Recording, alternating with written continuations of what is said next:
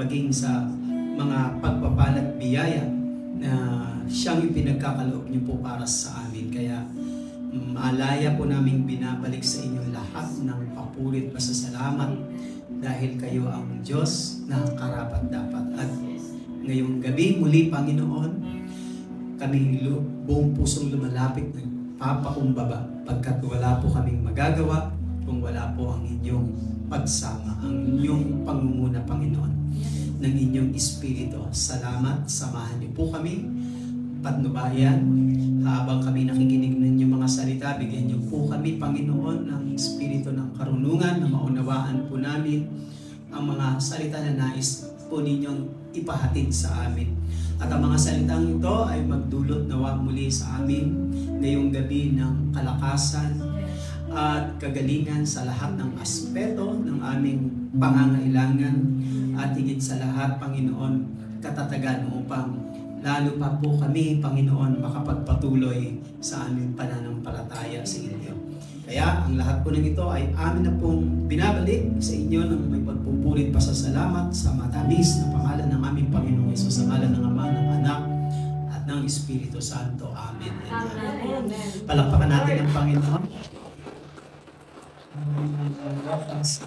The word of the Lord, the Gospel, according to Matthew chapter 5, beginning from verse 1 hanggang sa verse 10.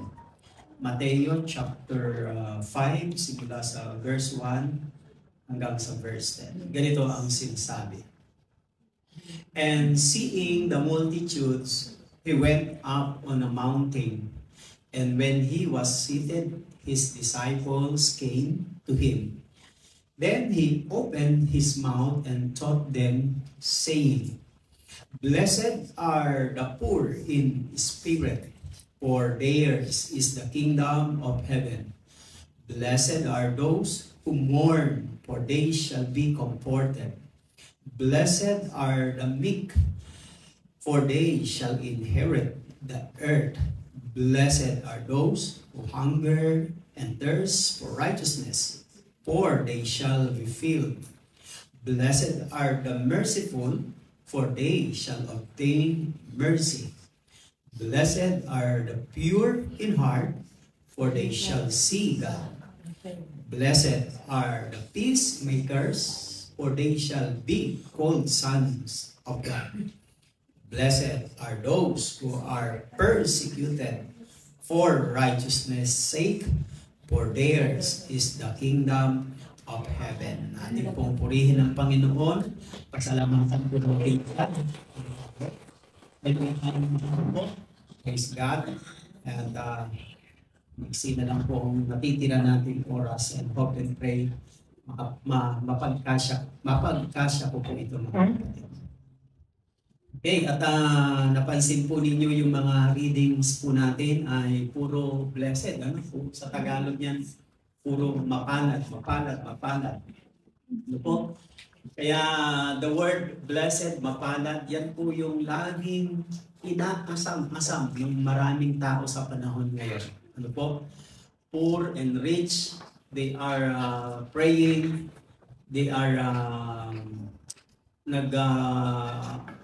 naghahangad sila na maging mapalad.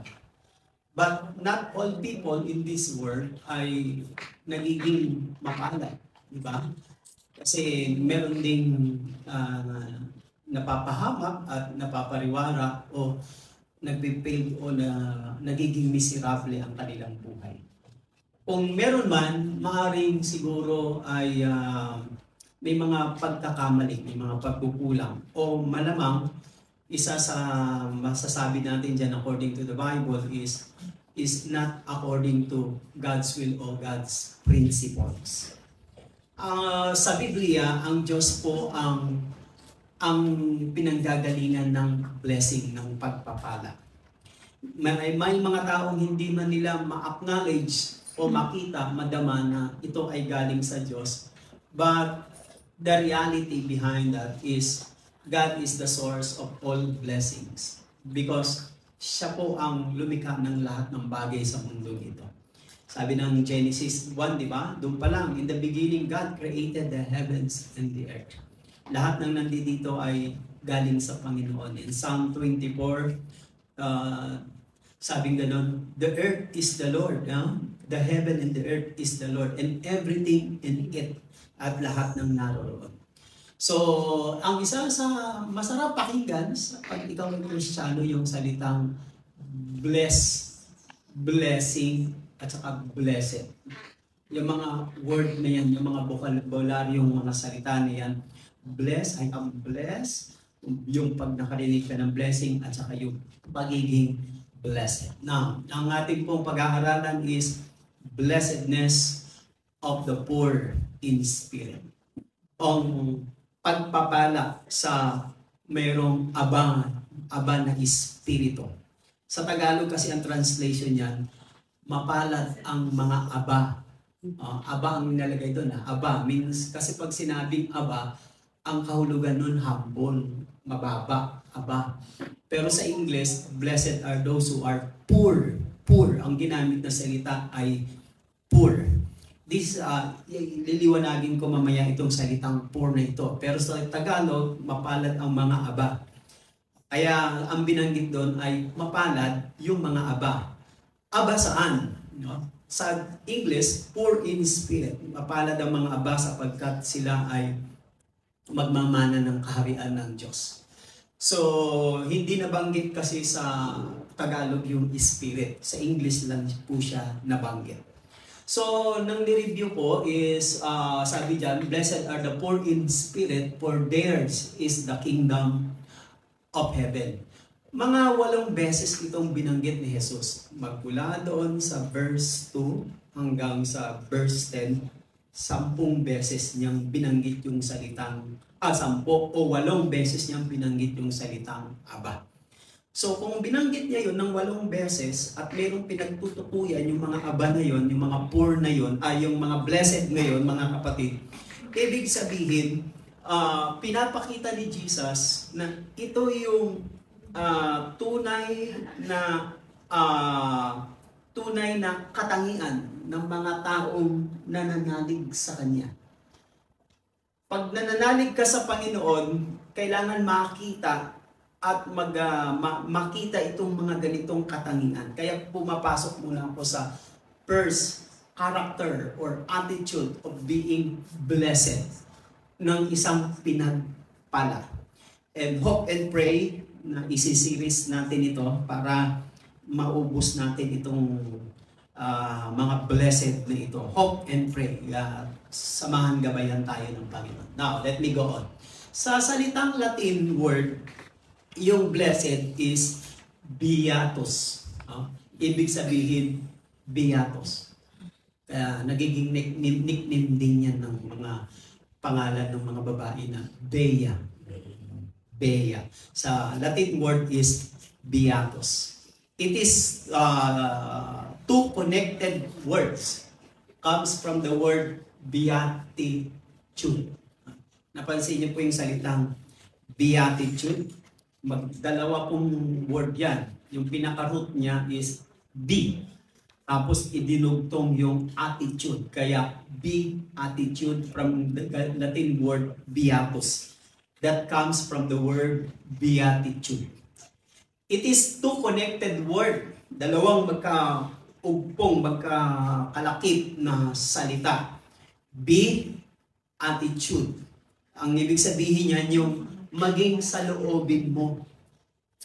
Yung maging sa loobin mo, yung pangloob mo. Hindi ito pang usaping panglabas. When it comes to attitude, it is not the outward appearance or na nakikita sa iyo, but yung ikaw kung ano ka sa pangloob mo. O another word is yung kapurihan. Pag sinabing beatitude, yung nakakapuri-puri na nakikita sa iyo. Yung nakakaluwalhati sa iyo na galing sa Diyos. Yung pong ibig sabihin nun. This word is very powerful to those who heard on that in the time of Jesus. Kaya pag nakakarinig sila ng mga salitang beatus or blessed, nung panahon yun, pag yung mga salitang yun ay very powerful po yung mga salita na yun sa kanila ng panahon ng Panginoon, no? During the time of Jesus. Ang katumbas sa kanila ng salitang yan is divine joy. If you are blessed, you have a divine joy. Hindi po lahat ng kagalakan dito sa mundong ito ay sakdal o pure, di ba? Yung kagalakan na divine, comes from the Lord. Nanggagaling yun sa iyong relasyon, ugnayan, at pananampalataya. Ibig sabihin, bunga yon ng iyong relasyon sa Panginoon. Kaya, pag nagkakaroon ng mga circumstances o mga problema, mga pagsubok, hindi yun nawawala. Hindi yun na-change. Hindi yun naaalis. Yung kagalakan sa mundo, na galing sa mundo, pag nagkaroon ng circumstances, mababago ngayon yung kagalakan natin. If our joy is based on this word, pag nagbago yung mundo, magbabago rin yung kagalakan mo, lulungkot ka. Pero kapag gumanda ang takbo at sabi nila swinerte ka, sasaya ka. Pero kapag minalas ka, lulungkot ka. Kasi nga, hindi po yung divine joy. And that is perfect happiness. Perfect happiness. Pag sinabi kong beatitude, ibig sabihin it is not only a divine joy, it is a perfect happiness during the time of Jesus. So the word blessed is so napakahalaga sa kanila yon. Sa salitang Grego, yung salitang katumbas ng blessed ay, ang salitang Grego ay Makarios. Makarios. Kaya pala mayroong mga pangalan ng lalaki, Makario. Makario. Ang ibig sabihin ng Makario, blessed. Yan ang katumbas ng sa Greek, sa salita ng mga Griego. Now, to be blessed means to be approved. To be approved from God. Pwede akong sa mata ng tao na ako ay masagana, maunlad, pero sa mata ng Diyos, hindi ako approve sa Kanya. Hindi lahat ng taong maunlad, masagana at pinagpala sa mundong ito, sa pamantayan ng mundong ito, ay approve sa Diyos. Pag approve ka sa Diyos, hindi nangangahulugan ay ikaw ay taong mayaman, mahusay, magaling. Hindi. Ang pinag-uusapan kasi dito na approve is your attitude. Diba? Pwedeng impressive ka sa ibang tao, pwedeng hinahangaan ka, iniidolo ka, pero pwede rin hindi ka approve sa Diyos. Bakit po? Kasi hindi po lahat ng matatalino, mahuhusay, magagaling at mayayaman ay maganda ang attitude. Di ba? Sabi ng iba, ganda-ganda nga pero ang gaspang naman ang ugali. Di ba? Yaman-yaman nga parang mata pobre. Hindi approve, di ba? Sana pag meron kang blessing, pag bless ka, hindi maaaring yung kahulugan ng blessing na yun, hindi pwedeng hindi nakakabit ang iyong character, ang iyong attitude. Kailangan blessing and character or attitude must go together. Hindi mo pwedeng i-separate yung dalawang yan. If you want to be approved from God, yan po ang sinasabi ng pinag-aaralan natin ngayon na blessed means to be approved from God. Ibig sabihin, wala nang pinakamataas na blessing than to have God's approval. Amen. Amen? Pag meron kang God's approval, you are blessed na. Parang pag ikaw ay mag-evaluate ng iyong sarili, pag ikaw ay mag-assess ng iyong sarili, hindi mo ito i-evaluate, i-assess sa ibang tao. Bakit? Baka mamali lang ang pag-evaluate nila sa iyo. Dapat ikaw ang mag-evaluate sa harapan ng Diyos. Lord, okay na po ba ako sa inyo? Humble na po ba ako? Obedient na po ba ako? Malambot na po ba ulo ko, Lord? O matigas pa? Yun, dun mo hahanapin sa Diyos.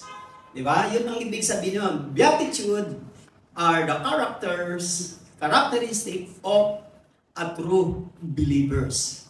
Kaya itong mga binabanggit ni Jesus na mapapalad, mga kapatid, yung binabanggit niya dito, ito dapat ang maging katangian ng mga taong nananalig sa Kanya. Kaya ang ating unang pag-aaralan ngayon, mga kapatid, is blessedness of the poor in spirit. Now, let me go on. Sa worldview, ang poor in spirit, no? Kasi yun ang sabi, blessed are those who are poor in spirit. Sa worldview, ang ibig sabihin ng poor in spirit is being weak. Pagiging mahina. Sa mundong ito, pag mahina ka, naku, talo ka. Hindi ka dapat lalampa-lampa, hindi ka dapat tatakot-takot at babagal-bagal at ano. Kasi dito, sa mundong ito is laging may kompetensya. Kaya pag naiwan ka, nakasahulihan ka, kulelat ka, you are poor. You are pity, you are poor. Not only that, being weak, being timid. Big sabihin, ikaw ay matatakutin, mahina, passive. Ibig sabihin, wala kang kibo, yung hindi ka approachable, hindi ka ma-PR, no?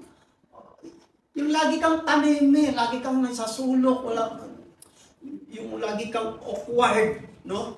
Ayan, sa mga pananaw ng mundo, yan ang mga poor. Now, what poor in spirit is not? Okay, para bago ako pumasok sa bakit sinabi ni Jesus at ano yung katangian ng blessed. Unahin ko muna ito yung what poor in spirit is not.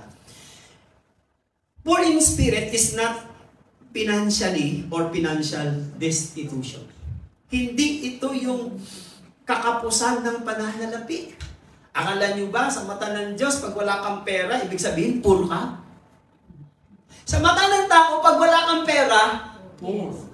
Saan nakatira yung mga poor na walang pera? Doon sa squatters, no? Sa mga gilid-gilid, mga ganyan, no? Kasi walang pera.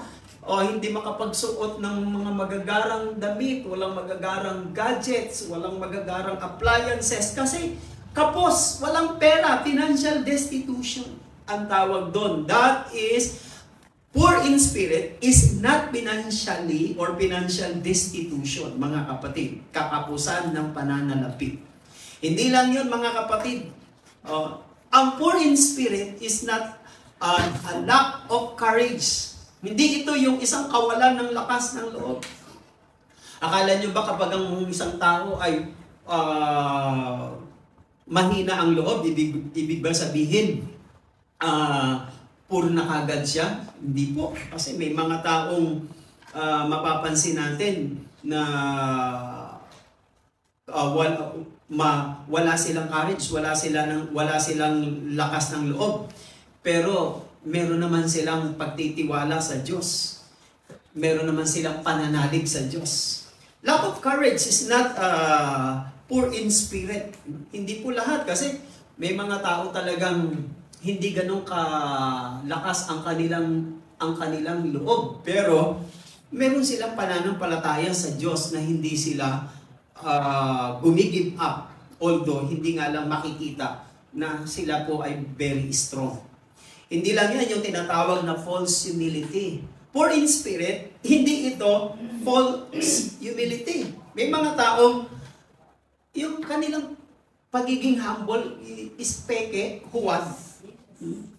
Bakit? Kasi to gain the sympathy of others. Yung nagkukumo-kumo, humble, walang-wala, kawawa, api. Bakit? Para kampihan ka? Para sa iyo kumampi, sa iyo maniwala, para tulungan ka. And that is a false humility. Hindi ganun ang poor in spirit. Nagpapaawa-awa effect ka. Ibig sabihin poor in spirit. Hindi po ganun. It has nothing to do with suppressing your personality. Hindi yun dahil sa sinusuppress mo na yung personalidad mo. Ang sabi ni Jesus, sabi niya, Jesus did not say, blessed are the poor. Hindi niya sinabing mapalad ang mga poor. Hindi doon huminto. Hindi niya sinabing mapalad ang mga poor. Period. Kung sinasabi ni Jesus na hanggang doon lang na mapalad ang mga poor, bakit may mga poor na mga gumagawa ng crimes? Karamihan nga sa ating lipunan, ang mga poor ang gumagawa ng crimes. Pero hindi ko sinasabi pag mayayaman hindi gumagawa ng crimes. Kasi pag poor ka, ang lakas ng temptation para ikaw ay mag-give in sa kasalanan. Ikaw ay bumigay. Ikaw ay matukso. Di ba? Pag ikaw ay nandiyan lahat ng pangangailangan mo, meron ka lahat, hindi ka matutokso para magnakaw, para gumawa pa ng masama, o mag-hold up, hindi ka matutokso. Kasi meron ka na eh. Pero kapag mahirap, at nakasalalay na yung kanyang buhay, yung kamatayan, itatayan niya na yun kahit nakasalanan. Bakit? Kasi nga, sa hirap. Mga kapatid, sabi ni Jesus, blessed are the poor, but blessed are the poor in spirit. Dinugtong niya. Mapalad ang mga aba sa espiritu. Hindi niya sinabing only poor, but in spirit. May karugtong in spirit. It is about something spiritual, mga kapatid. It is not a natural quality. There is something yung parang commendable, kapuri-puri about being poor in spirit. Mga kapatid, now, tuloy ako dito. What does Jesus mean by blessed are the poor in spirit? Una, dalawa lang itong ibibigay ko. Dalawa lang. Una, the poor in spirit are the poor are the broken people. The poor in spirit are the broken people. Mga taong broken. Kasi ang Tagalog ng broken, hindi isakto eh. Pag sinabing broken is, yung ikaw ay nasira. Yung bumagsak ka na nabigo ka. Nasaktan, nabigo, nasira ka. Broken. Itawag po doon mga kapatid. Broken. Yung nawasak ka. Hindi katulad dito ng babasagin na bote na nawasak. Buo ka pa, pero yung pagkatao mo, wasak na. Wasak na. Yung ibig sabihin ng broken. Ang Connected po yun sa iyong spirit. O sa iyong espiritu. No? Yan po ang ibig sabihin niyan. Brokenness is the beginning of change in our lives. Yan ang dyan nagsisimula. Hindi ka pwedeng buuhin ng Diyos kung buo ka na. At pag buong-buo ka na, very confident ka sa sarili mo, magkakaroon ka ng pride. Magkakaroon ka ng sariling pagtitiwala sa sarili mo. And sometimes, brokenness is the Lord's method of dealing with our self-reliance. Pag sobra ka nang nagtitiwala sa sarili mo, yung desire mo na nasa pangloob mo na sa sarili mo is na ikaw ay maging independent.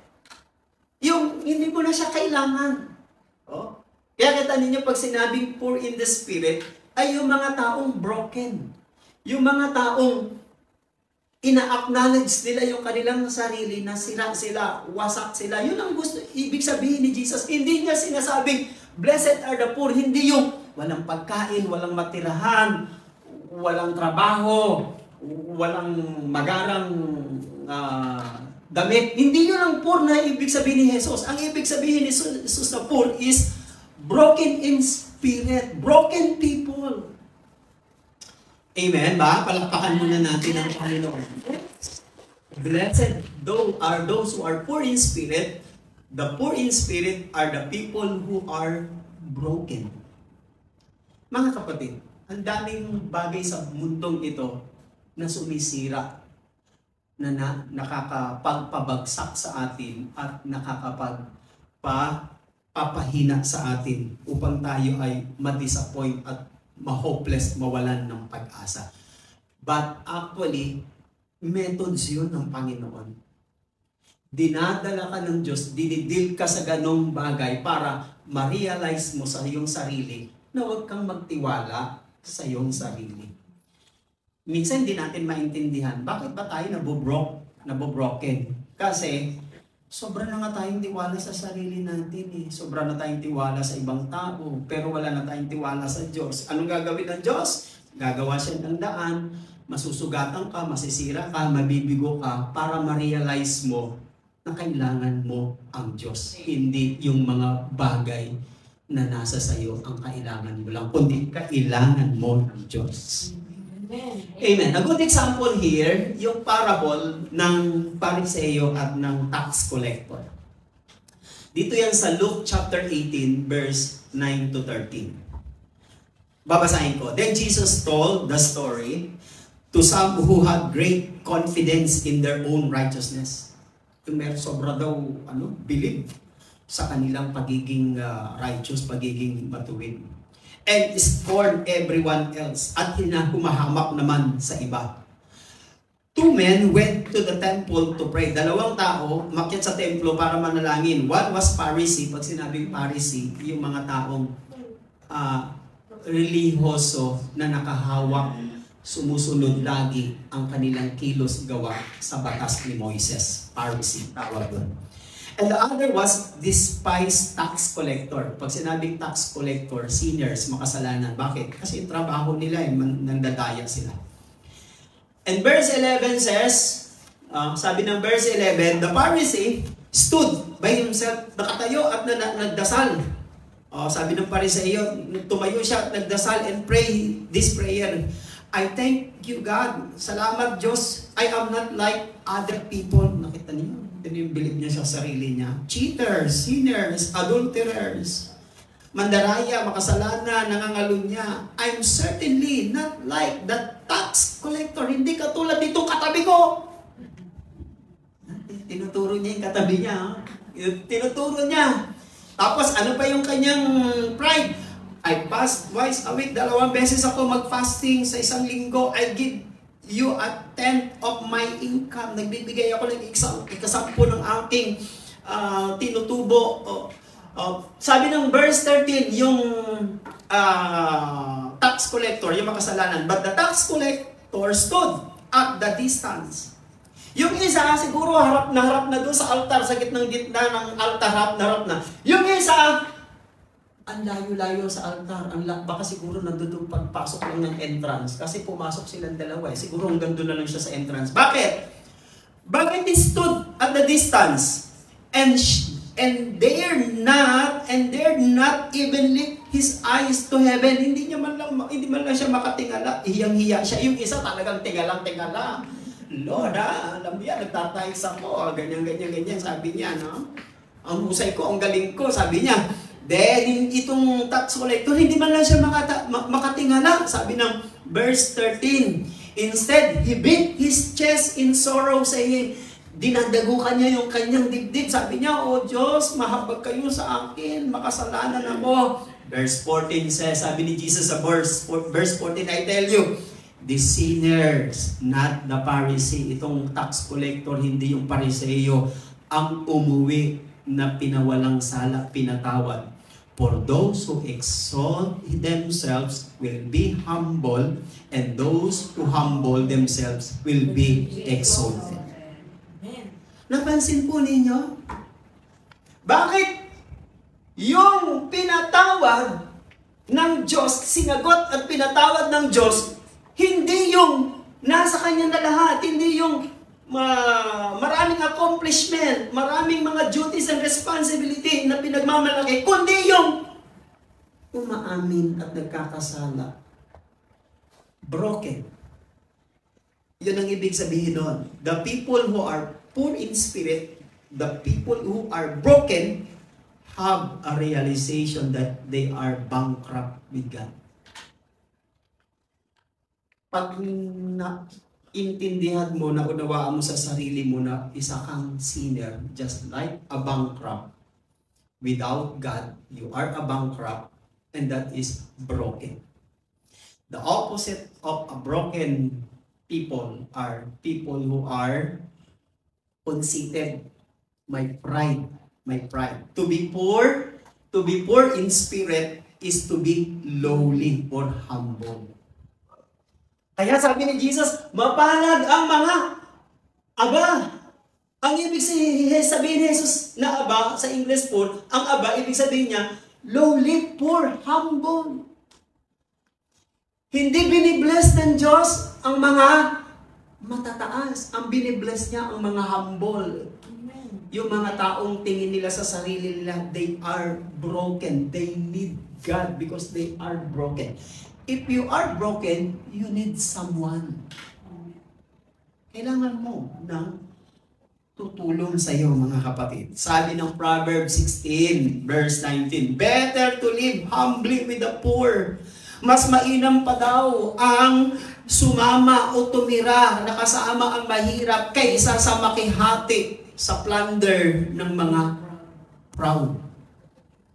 Sa mga nasamsam. Usaping ano to parang sa gera pag meron kang na spoil, mga nakuha na kayamanan pag merong gera.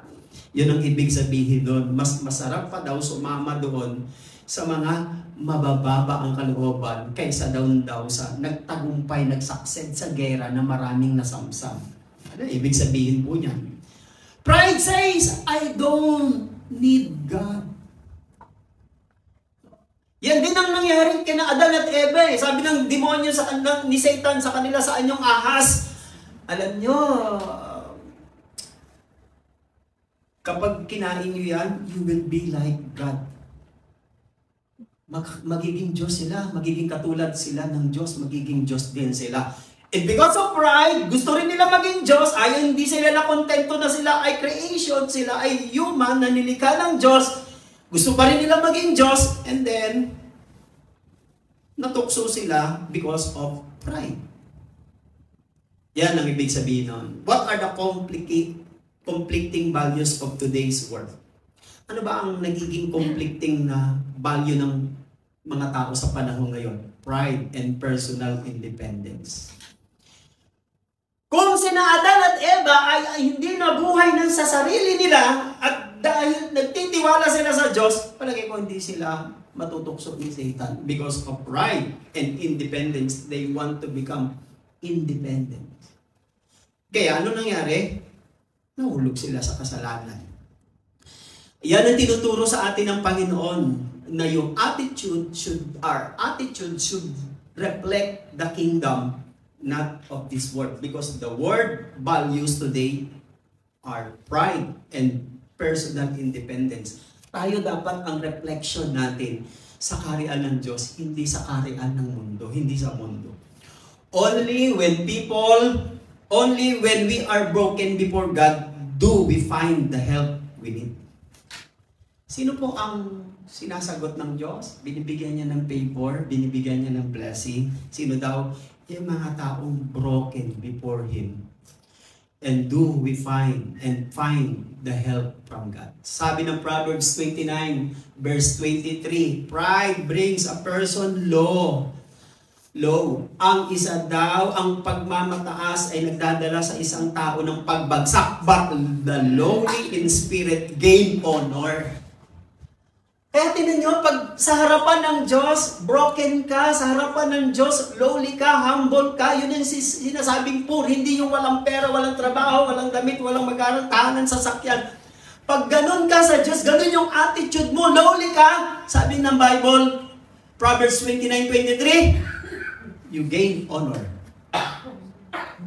If you gain honor, you are commendable, you are approved. Amen ba? Palakpakan natin ang Panginoon. Yes. Until we are broken, we cannot see ourselves as we really are. Hindi mo yan mauunawaan sa sarili mo kung sino ka talaga, kung ano ka. Hanggat hindi ka nagiging broken sa harapan niya. To be broken is to be empty, lowly, and humble. Kaya sabi ni Jesus, pag in-interpret mo na yung blessed are those who are poor in spirit, ang ibig sabihin ni Jesus, mapalad ang mga taong wala nang nagpapakumbaba. Yung mga taong lowly o poor, meron silang ipagyayabang pero ayaw nilang ipagyabang. Yun ang poor. Meron silang ipagmamalaki pero hindi nila pinagmamalaki. Yun ang poor, ang sinasabi ni Jesus. Hindi sinasabi ni Jesus yung poor, yung wala. Ang sinasabi niya, yung meron pero hindi nagyayabang. Amen? Naunawa niyo ba yun? Yes. Oy, ang dami namin lupa. Ang lalaki ng lupa namin noon. Ang laki na ng investment ko. Di ba? Uy, kabibili ko lang ng magarang sasakyan. Hindi. Oo, meron ka, pero hindi mo pinagyayabang. Bakit? Ibig sabihin nun, kung wala ang Diyos, wala ka noon. Yun ang sinasabing poor. Another one, and this is the last. What does Jesus mean by blessed are those poor in spirit? The people who are poor in spirit is the people who are totally dependent upon God. Totally dependent upon God. Buong-buong na umaasa, nananangan sa Diyos. Natinignan ko po sa meaning yung word ng poor sa salitang Greek word, ang tawag doon ay tokos. Tokos, which literally means to crouch or cower as one helpless. Yung pag sinabing to crouch, yung parang abang gumagapang yung cower as one helpless. Pag sinabing cower, yung parang yuyuko-yuko ka na ikaw ay nahihiya na wala kang lakas at wala kang kakayanan. Yan ang ibig sabihin. Bilang isang, yung wala kang magawa. Cower as one helpless. Ang sabi sa dictionary. Yun pong nakasulat doon. It signifies the beggar. It signifies the beggar. Katulad ng isang beggar. Ang beggar, ay walang kakayanan, walang lakas, laging mahina at umaasa na siya ay mabubuhay sa limos sa tulong ng iba. Yan po ang ibig sabihin ng tokos, mga kapatid.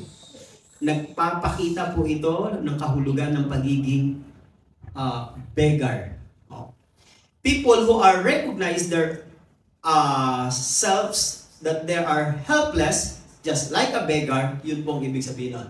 Ang ibig sabihin pa niyan, you realize that nothing, no? Walang sa buhay mo na hindi mo kayang isolve sapagkat ikaw ay mahina.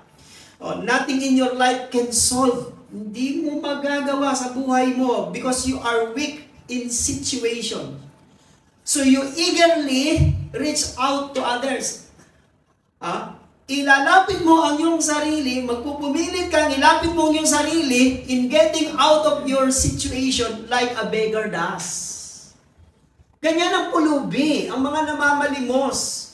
Umaasa, nananalangan, humihingi ng tulong sa iba para mabuhay sila, para sila ay gumaang sa kanilang kinalalagyan. Just ganun po ang kahulugan ng poor.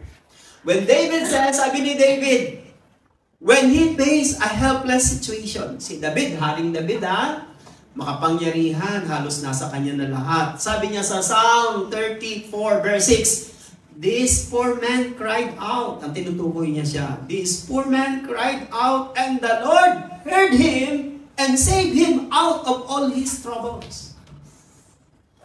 Si David ba ay poor? Hindi. Hari siya. Paano siya magiging poor? Hari siya. Isa siyang matapang na sundalo, isa siyang maginoo, isa siyang skillful. Di ba? Ang husay tumugtog, gumawa ng tula, ang husay matipuno, at isang taong brave at magaling, mahusay. Pero sabi niya, this poor man cried out. Ang ibig niya sabihin, ipinagpapalagay niya ang kanyang sarili sa panahon ng kanyang trouble, sa panahon ng kanyang mabibigat na problema. He is just like a beggar, crying out to the Lord. Amen.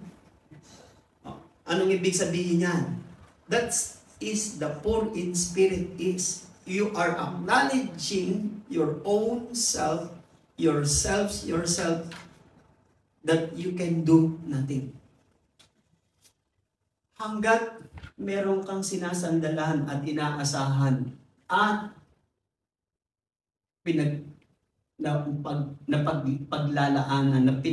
napaglalaanan, mga kapatid, hindi ka makakapagtiwala sa Diyos.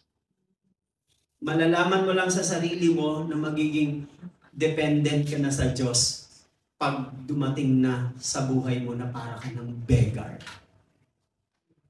Pero hindi naman kailangan maging beggar ka muna para maging dependent ka sa Diyos. Huwag mo nang hintayin yun na dumating ka sa puntong ganon para lamang ikaw ay magtiwala na sa Diyos. Pwede kang umasa, manangan, magdepende sa Diyos kahit wala pang trouble, mga kapatid. And that is the attitude. Di ba? Kasi bakit mo pa hihintayin magdusa ka, maghirap ka, magsapel ka para lamang matuto kang maging dependent sa Diyos? Pwede ka namang magdepende sa Diyos kahit hindi ka magdusa at maghirap. Diba? That is a attitude, the character. Now, tingnan niyo po. This poor man cried out, sabi ni David, and the Lord heard him, saved him out of all his troubles. Amen? Now, when you are dependent people, you will realize yourself, una, I am nothing. Pag ikaw ay palaasa sa Diyos, nagtitiwala at umaasa sa Diyos, ang tingin mo sa sarili mo, I am nothing. Pero kung hindi ka nagtitiwala sa Diyos, ang tingin mo sa sarili mo, I am something. Amen? Not only that, I have nothing, but not only I am nothing, I have nothing. Meron ka, nasabanggit ko na ito kanina, meron ka, nag-aral ka, may talento ka, may husay ka, may skill ka, may galing ka, may pera ka, may bahay ka, may ari-arian ka kahit pa paano, pero ano tingin mo sa sarili mo? I have nothing. Bakit? Kasi pinagpapalagay mo sa sarili mo, hindi iyon. galing yun sa Diyos. Bigay niya sa iyo. Blessing niya, pagpapala niya sa iyo. Ibig sabihin, that is yours. Not yours, but it is from God. You know how to acknowledge God. Not only that, I can do nothing. Yan yung mga taong dependent sa Diyos. Kaya nila, pero hindi naman sila nagtitiwala sa sarili nilang husay at galing. Bakit? Paano kung pumalpak ka? And the last is, I stand in need of all things. Nakatayo ako na kailangan ko ang lahat ng bagay. Nangangailangan ko ako ng mga bagay. Kailangan ko. Hindi yung, panatag na ako, self-sufficient ako. Hindi ko na kailangan magsimba, hindi ko na kailangan ng fellowship, hindi ko na kailangan magdasal, hindi ko na kailangan. Ang mga taong dependent sa Diyos, they stand in need of all things. Amen? Amen. Poor in spirit, in short, pag sinabing poor in spirit, ibig sabihin nun, kilala mo sarili mo, tanggap mo sarili mo, kung sino ka, at kung ano ka. Yun ang ibig sabihin ng poor in spirit. You know yourself, you accept yourself, and be yourself for the glory of God. Dalawa, people who are broken and people who depend then. People who are dependent on God. Mga taong nagtitiwala sa Diyos. Pag ganyan ang iyong attitude, character, sabi ni Jesus, mapalad ka. Ikaw ang pinakamapalad sa mundong ito. Amen? Hallelujah, dakilang Ama, aming Diyos. Thank you, Lord, for giving us the words of inspiration of becoming a blessed person. Lord, salamat. Ang kinatatayuan namin ngayon at kung anuman ang meron sa amin ngayon, turuan niyo po kami na maunawaan namin na hindi po kami, Panginoon, lugi at hindi po kami, Panginoon, poor sa inyong harapan physically. We acknowledge that we are poor in spirit. We are broken, na nangangailangan kami ng inyong paghipo, ng inyong biyaya, ng kapatawaran, ng inyong lakas. Kami, Panginoon, ay mahina, walang power, walang lakas, just like a beggars, Panginoon. Umaasa kami sa inyong tulong, sa inyong habag. We want to become dependent on you. Gusto namin maging umasa lagi at magtiwala sa inyo. Na kahit alam, kaya namin at may magagawa kami, hindi kami nagtitiwala sa aming sarili. Kailangan pa rin namin ang inyong pagsama, patnubay, pati ang inyong gabay, Panginoon. At salamat, Panginoon, dahil tinuturuan niyo kami na kung ano ang meron sa amin ay manatili kaming humble at umaasa, nagtitiwala sa iyo. Dahil ang pamantayan, standard, principles, values of this world is pride and being independent para sa kanilang mga sarili. But we, Lord, we want to become a humble, obedient, submissive, and dependent on you. Salamat po ng marami. Pagpalain niyo po lahat sa buhay namin dahil hindi po namin kaya ang magagawa. Kayo lamang po ang source ng mga blessing at pagpapala. We become blessed because of you, Lord, not because of us. Not because of what we have done, but because of what you have done for us. Pagpalain niyo lahat ng aming prayers, ang aming trabaho, ang aming employer, pati ang aming mga loved ones. Ang lahat ng ito inaangkin na namin at pagpalain din ang aming mga handog kaloob sa ngalan ni Jesus. Kayo ang magbalik ng gustong takal, siklig ito maapaw sa ngalan ng Ama, Anak at ng Espiritu Santo. Amen and Amen. God bless us.